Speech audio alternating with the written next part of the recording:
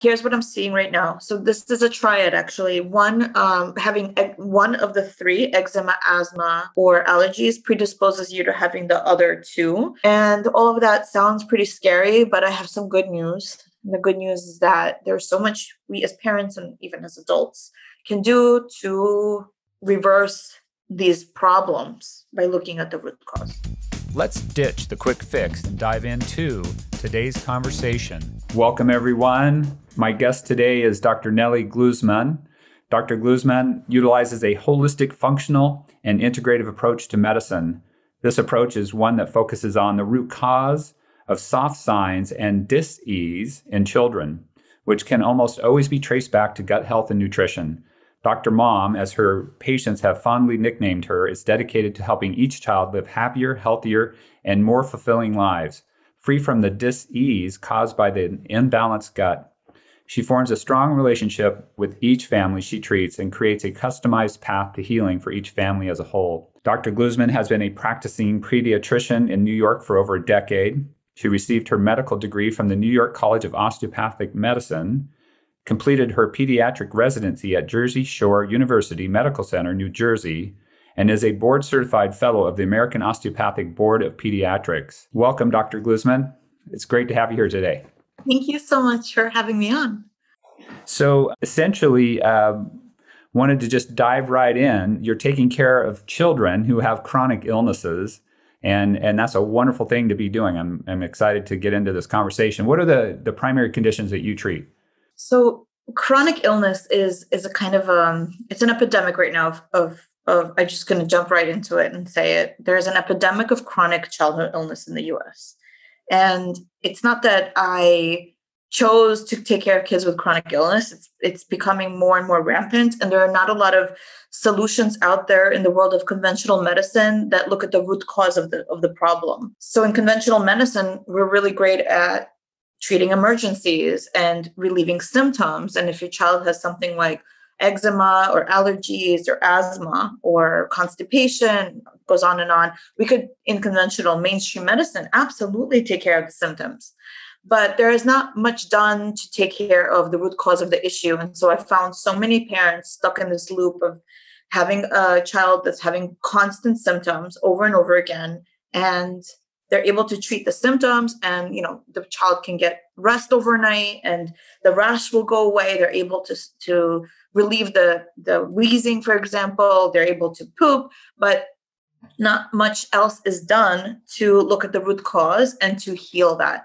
And so that's where I come in. I take care of the root cause of what's happening to your child over and over again. So it's not the occasional symptom, it's not the occasional cold, but it's more like if your child is having symptoms over and over again, and you as a parent are stuck in this loop of going to your specialist all the time and getting a lot of prescriptions and asking yourself, like, what's the best steroid cream, or worrying about whether or not you took your inhaler with you everywhere you went, your EpiPen. Those are the kids that I treat. That you work with. What's the prevalence that you're seeing as far as with asthma and eczema and allergies, things of that nature? Oh, the question just gave me chills from the top of my head to the bottom of my spine, because a lot of times, I think that the number is actually very much underreported, and I'll tell you why. In general, we're seeing a very large increase in the prevalence and incidence of chronic wheezing or asthma, allergies, and eczema, those three. I would say on average it's about 12% now. That's a huge increase from about 20 years ago. But I'm also worried that a lot of parents are underreporting it, because if you just have like an occasional or non-occasional itching, and you need to use over-the-counter steroid creams, that's eczema, but it's not necessarily considered a diagnosis. I'm seeing more and more parents come in to see me, and I'll be like, what medications is your child on? And they start leaving off all the over-the-counter allergy medications, the Zyrtex, the Claritins, the Flonase, all those over-the-counter meds. So the child might be experiencing chronic allergy symptoms all the time, but that's not necessarily them being diagnosed with allergies. And I'm seeing that more and more. Like I'm starting to see that with asthma. I'll ask the parents, like, what medications is your child on? And then I'll see somewhere remotely that there are no albuterol and they need to use it all the time. But that's not even considered to be a medication anymore. That is scary. Very scary. And essentially, I think that you have stated in the past that you've kind of seen children are basically chronically medicated as well, right? Yeah. Yeah. So, and that's kind of what you're saying is basically you're having this cycle that you never get off of, and then you just continue this chronic medication, and that doesn't really help the body heal. Yes, exactly. So it will get rid of the symptoms, but it won't let the body, it's not going to help the body heal. And I've been lecturing medical students and resident physicians in like a conventional hospital setting, future doctors about this. And when I ask them, like, how does the antacid that this child is taking and that you're prescribing, future doctor, how is that going to actually solve the root cause of this? And it's like, the first time ever the light bulb will go off in their minds, because no one's ever asked them to look at it that way, the difference between root cause approach versus not. I'm also noticing that just because there are so many kids right now who have allergies, food allergies, for example, peanut allergies, anaphylactic food allergies, life-threatening allergies, just because about 2 kids in every average size classroom of about 30 has an anaphylactic food allergy, and they have to have an EpiPen everywhere they go. Just because it's so common, it doesn't make it normal or okay. Exactly. And what are you finding to be part of the root cause? What is the big emphasis that you're really targeting?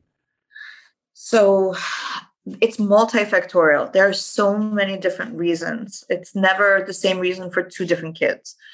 But what I'm noticing more and more in the approach that I take is, without a healthy and diverse microbiome, all the kinds of bacteria and the viruses and the yeast that live in, all the microbes that live in the human body and in the gut, and a healthy endothelium or gut lining, that's usually, it needs to be healthy for everything else to work. So we're not just worried about gut health when it comes to digestion and absorption, but we're also looking at it for detox. And so I look at gut health as the foundation of all health, and that's starting to be affected more and more in children. And the great thing is that we can actually test babies and kids non-invasively with urine and stool tests to see what's going on. The technology caught up with that. And so we have the data as practitioners to see that there is a problem and how bad the problem is. And so my approach is one of many different kinds of approaches when it comes to holistic root cause treatments. But I focus first on healing the gut and then everything else. Everything past that. And, is just kind of circling back a little bit, one of the hardest things on the gut is the medications that we're taking. We might have some epigenetic realities, but throwing in the epigenetic part of that includes medications. Gut health is so huge, and it has such an impact on the immune system. But I think you also have a certification in the gut and psychology connection too. And there's a gut and psychology syndrome. And it's my understanding, are you the only one that's certified in this? There are many different practitioners in different specialties, but as of right now, I'm the only pediatrician that is certified to be a GAPS or gut and psychology syndrome practitioner. And what that means is I was trained specifically to heal the gut in a very intensive way. And that kind of protocol is reserved very often for very sick kids who have tried it all. They've been on multiple medications and their parents are just not satisfied with the solutions that mainstream or conventional medicine is giving them alone. Gotcha. And it's having a big emotional impact on emotional well-being. The emotional well-being on the parents and also on the child. Okay. So, yeah, absolutely. So what are some of the other toxicities? So, we've talked about medicines. What are some of the other toxicities that kids are exposed to really basically right from birth? So I have a few pet peeves, like right from birth. I still work in a hospital setting, and it is, just give a few examples. When a baby is first born, the parents always ask me, like, which lotion is best for my child? But if you're looking at these goodie bags that they're given, most lotions and creams and baby care products are laden with chemicals, and then it goes on and on. And so my point is, just because something is created for a baby doesn't make it healthy for somebody. And you could actually, you parents listening out there, or not parents, if anybody's interested in how many different toxins that we know are dangerous to human beings and to all life forms are out there in products that are sold to consumers, you could check it out really easily by going to the Environmental Working Group database. It's a non-biased database that reviews different products, and I use it all the time. And it's shocking because you'll see a product that's made for a baby, and it is known to have ingredients that disturb the microbiome, disturb the are carcinogenic, that are endocrinological disruptors, on and on. And so I highly recommend, and maybe you can also quote it in the show notes, Environmental Working Group is a database that anyone can use. It's free to evaluate and to become a more conscientious and empowered consumer when buying products, especially for a young child who is not able to detox the same way as an older person can. Gotcha. Yeah, so I wrote that down. Environmental Working Group, is that correct? Yes, that's right. Just a little bit of a follow-up question there on the exposures for children, the toxic exposures. What are some of the other toxic exposures they get in their environment as they're, growing in the home and in their environments that they spend time in? So another exposure that I spent some time, I'm kind of concerned about, is glyphosates and how much there is out there in like groundwater, and in, if you have a child who's like running around on a lawn, what are we spraying on that lawn? So these exposures might be a little bit for younger kids are different than for older kids or adults even. Let's say you have a little kid and they're the ones that are crawling on the floor. So what are we using to clean the floor with? Or who's running on your lawn? Is it barefoot or kind of on the ground?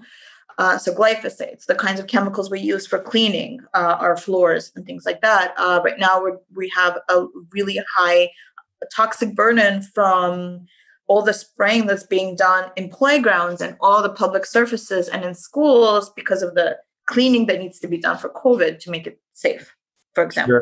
Sure. So these exposures, plus you have air pollution, for example. I know there hasn't, thank goodness, been so much of that like in the West Coast, but this time last year it was a big problem.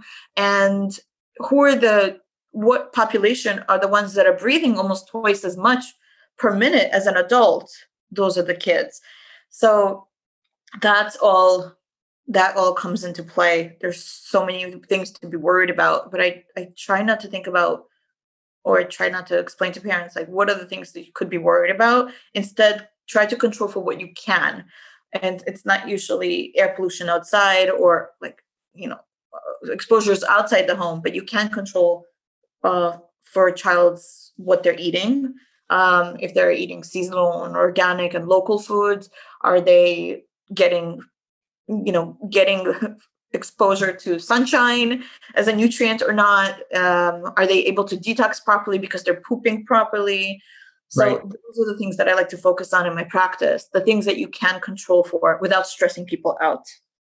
Yeah. And are you seeing, kind of just not really to get too deep into it, but are you seeing, with kids being a little bit more restricted for at least a while there, they were restricted to staying in their home rather than getting outside? And I know it's different in the urban areas compared to rural areas, but do you find a big difference when you're confined to being inside and not able to get outside?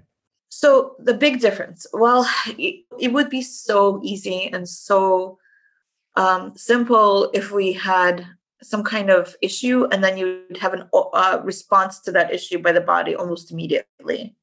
So the problem with this underlying these chronic symptoms and things like autoimmune disease, they develop really slowly, and you can't necessarily through studies link an exposure or a problem that caused this to something that happens many years down the line and flies under the radar for some time. So for kids who were home all of last year, my worry as somebody that is really focused on microbiome health is that their immune system hasn't been stimulated the same way that it would have been if they were exposed to other kids this whole time. And so now they're going back to school, and my worry is that it's going to be like harder for them to get over colds, regular plain old childhood illnesses that kids get, because they have not been exposed. Everything was super clean. And so their immune system kind of starts to forget how to fight infections the same way. Yeah, it gets a little bit weaker, of course. It's a very good point. And then you miss out on some of the fresh air and sunshine and things of that nature as well. I can say that it really is not just sunshine. It's actually a nutrient for the body, and it regulates so many things in the body, and it regulates hormones in our body too. So not only that, but like vitamin D levels, which are so important to making sure healthy, natural vitamin D levels in the body are so important for all processes, not just immune health, which is what it's kind of popular for right now. And many parts of the Northeast where I'm in New York, it's fall now, and it's harder and harder to get sunshine. And so I'm reminding all the parents and adults to spend some time outside, especially in the morning when the sun is, so you could regulate your circadian rhythm so that everything else works well. So those are the small things that we can do to make a really huge impact in a positive way for our children and our health. So are you seeing overlap with these kind of conditions? We're seeing a rapid increase in these conditions over the last 20 years, like you shared when we first started. Are you seeing overlap? Like, are somebody that has eczema also kind of prone to having allergies, and somebody that has, asthma prone to having allergies, that kind of thing? Yep. Here's what I'm seeing right now. So this is a triad, actually. One, having one of the three, eczema, asthma, or allergies, predisposes you to having the other two. And I'm seeing, it's not that I'm seeing this, it's also a well-studied and known pattern that kids are no longer outgrowing these previously childhood illnesses. We're having more and more children turning into adults who have the same problems. So children are not outgrowing it. One predisposes you to having the others. And it's a lot of, in mainstream medicine, we're told like, this is just genetic. Yes, of course, there's a genetic component, but what about the epigenetics of it? Because the numbers are skyrocketing, it can't just be genetic, because the same people are having the same kids. And so it's the whole of the environment, both internal and external to your child, that's causing these rapid rises.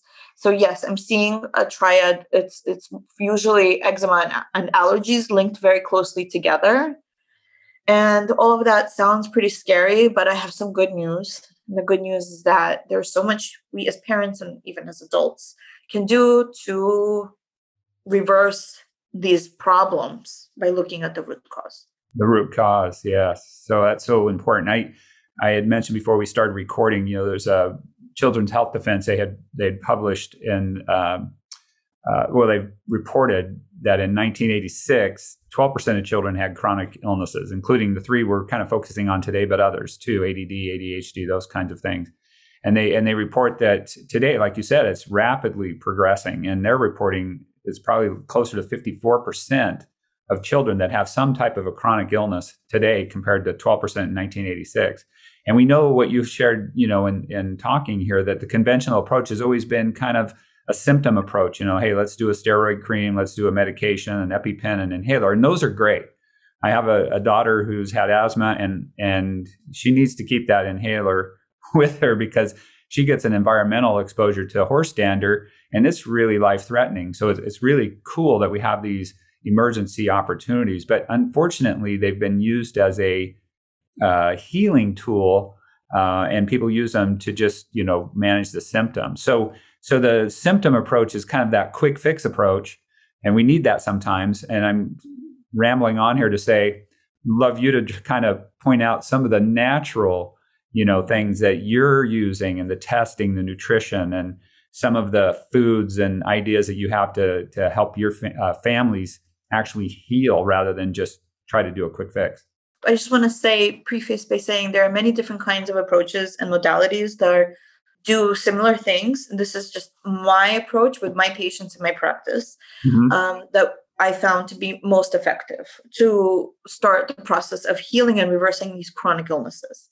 And when I say chronic, I mean if your child is experiencing symptoms for more than like a few months, and if your child is on medications all the time, and if you feel like it's kind of like a soft diagnosis, but you also have to look at all the soft signs. Is your child having poor sleep? Are they not pooping fine? Okay, that's not necessarily a diagnosis. So the approach that I take with my patients is, first, we help the body detox by not giving it a lot of toxicity. So we start to eliminate all of the food that is not food, all the chemicals in the foods, all the junk food. Definitely we eliminate the sugar, and we eliminate most of the time dairy and gluten for some time, even if there's no overt allergy. Allergies, because there's just so much inflammation associated with these foods, and we're trying to allow the child's body to heal. So we eliminate the things that might be throwing that child over the edge with toxicity. The kinds of cleaning products we're using, the kinds of personal care products also we look at. So that is done. We kind of get rid of everything. I have one rule that parents must follow. It's that you cannot be stressed in the process. You cannot feel guilty about it, because it's a little bit jarring when you take a look at all the things that your child was exposed to that might not have been very healthy for them. Second step would be to give a child the building blocks that they need to heal, replace the nutrients. And one of the easiest ways that I do this is by encouraging parents to start them on juicing, like at least a few times a week in the morning to help boost the body's nutrients. That will help all around. But then we get to the really important part, which is to actually heal the gut. So I use stocks and broths very often and healthy fats to heal and seal the gut lining.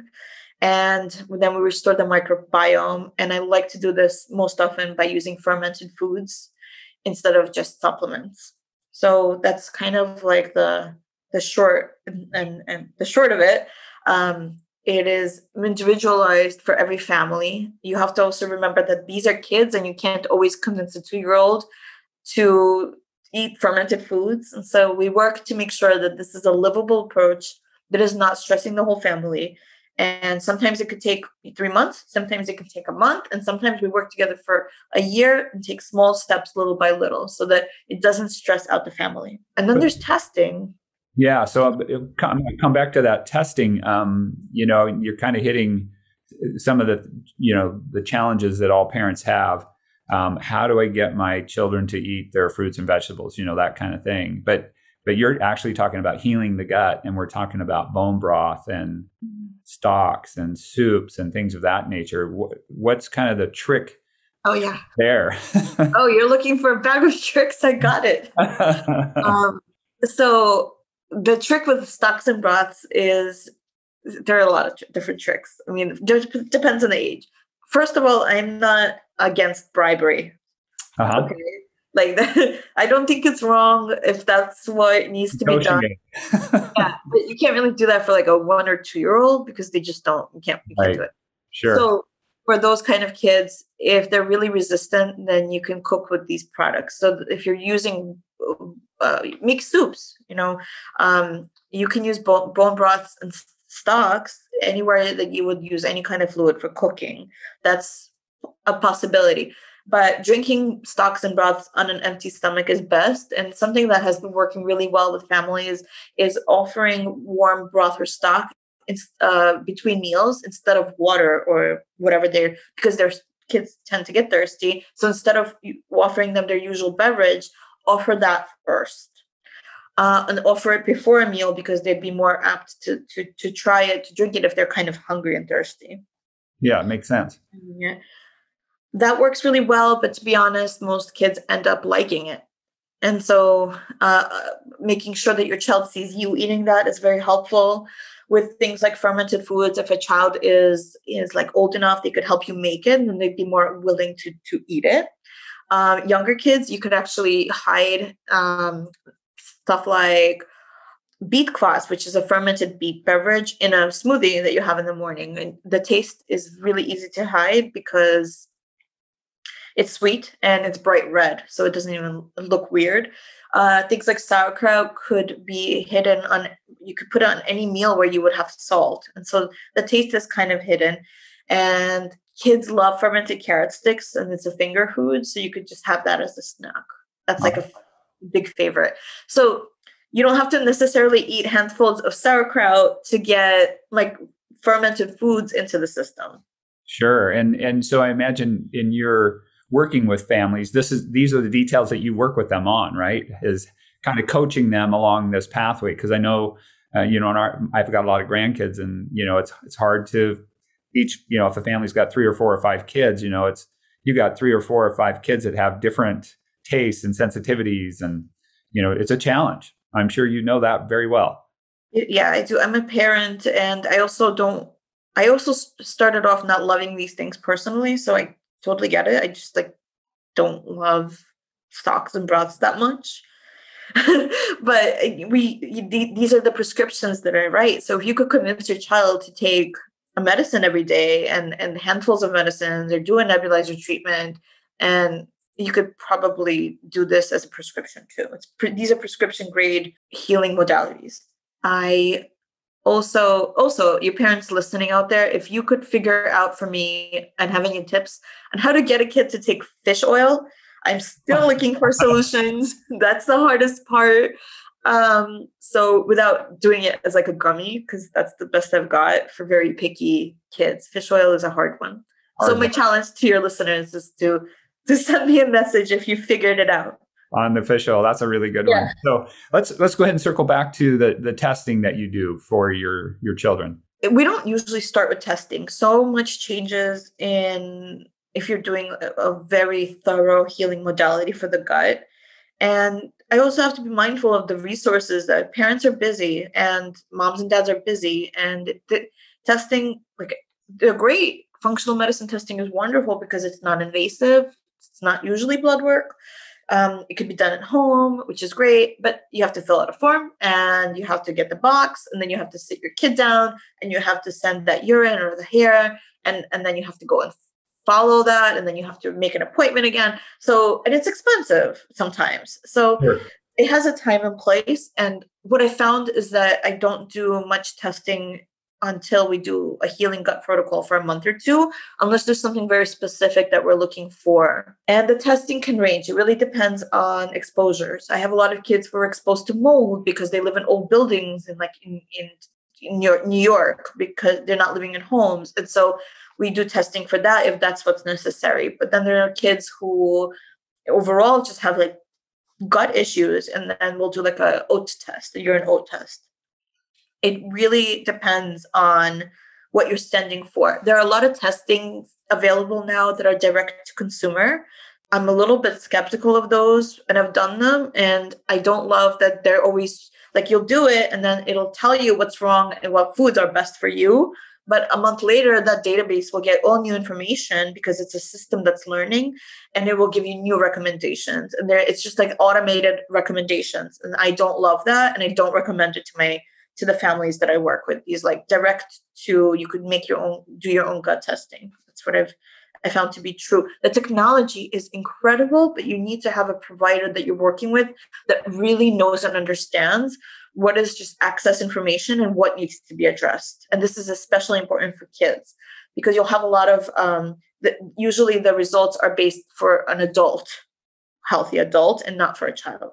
Yeah, it makes sense. And kind of getting close to wrapping up here a little bit. Any other thoughts that we haven't touched on that you would like to share and would be helpful? Sure. So we talked a lot about scary things out there. And, sometimes when I have these conversations, even I get overwhelmed as a parent. There's so much out there that is dangerous.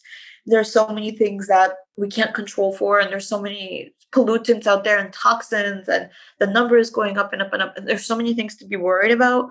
But my message to you, moms and dads who are listening, is that there's so much you can do, especially with a younger child, as early as possible. If you're feeling like there's something is off. If you're not willing to just take the Band-Aid approach, there's so much you can do to reverse these chronic childhood illnesses. There's so much you can do that is not going to stress your family out. Well, I think that's so important. I'm glad you point that out and put emphasis on it, because it's, when people come into the office, your office, my office, too many times you get so focused on the symptom and the cause, and the fix, kind of loses the luster, if you will. But it is a good fix, like you're sharing with the listeners, that essentially once kids start drinking bone broth, they start liking it, and it is a healthy prescription, and it actually has an ability to rejuvenate the body's intestinal lining, which is so complicated and so important for them to get the best nutritional value and support their immune system. And so I love that emphasis. We have to give people hope and let them know that there's a lot they can do. And it's really just a paradigm shift. If once you start living with a different reality, we might not love bone broth in comparison to some things, but we know that it's something that's positive, and then we start feeling better. You can start, I'm sure you see a lot. Why don't you share a couple of success stories that you've seen with complicated patients, to give the listeners some hope there? Yeah, most, it's not that I kind of chose to be an expert in eczema. This is the problem that most kids come to me with these days, just because of the number skyrocketing and the solutions not being that great out there in conventional medicine. All they say is avoid the trigger. Many times you don't know what that is, and here's some cream. And so many parents are starting to realize that just using steroid creams 24/7 so your kid could sleep is not okay.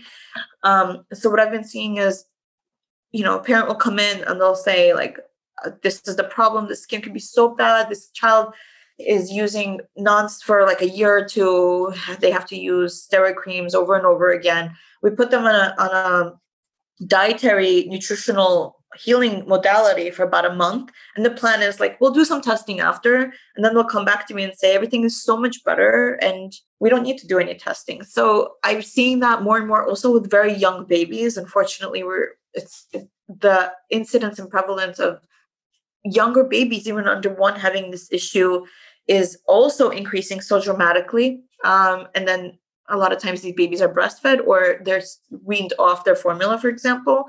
And then when we introduce the right kinds of healing foods, instead of just the standard rice cereal that is recommended for babies, but healing foods, stocks, broths, at a certain point, fermented foods, then you can actually heal younger kids are able to heal so magically. So success stories are amazing. It's not always 1 month, 2 months. Sometimes it could take a year, but as long as, in my opinion, the flares are not as frequent and not as severe, and everything is getting better, and overall in general over the course of a year, I find that to be successful. Awesome. So where can people follow up with you to connect and make an appointment? Yeah. So my practice is Blossom Pediatrics, and that's the website, blossompediatrics.com. We're in New York and in New Jersey now. And I also have a 30-day program for parents who are not locally it's called Rescue Your Child's Health. It's a 30-day program to start reversing chronic eczema. And you can find that on my website as well. Awesome. So do you have a telehealth kind of opportunity for parents, or is that just a program all by itself? It's its own program. So I wouldn't be your pediatrician, but I would be your coach through that healing process. Awesome. Well, I really appreciate it. Taking care of kids is so important. And I'm glad that you are doing what you're doing, because that is the approach I think is the best approach for whatever child is dealing with. If you can get to Dr. Gluzman and get the help that she has there, and I know that that's going to be a blessing to a lot of families and a lot of kids specifically. So I really appreciate you joining us today.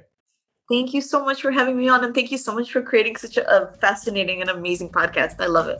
Okay, thank you. Have a great day.